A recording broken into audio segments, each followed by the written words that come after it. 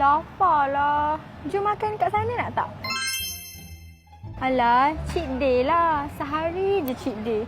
Ya, je kau ni kan. Hari ni cheat day. Nanti cheat week.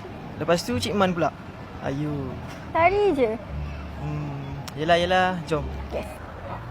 Lah, kenapa tenung je? Sedap tu saya beli. Tak apalah. Nanti kalau saya makin gemuk macam mana? Tak apa, makan je. Tak apalah, tak nak lah. Makan je. Tak apalah, nanti tak muat baju kahwin. Duduk ni orang royak makan duduk. Betul ni?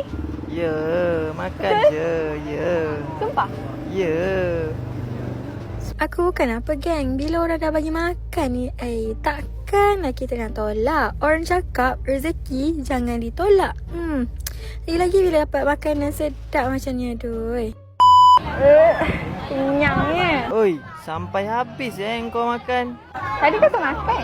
Orang suruh makan sikit je buat alas perut. Dia cerita nak kurus, hobi makan. Lepas tu kalau gemuk, dialah yang paling tersakiti.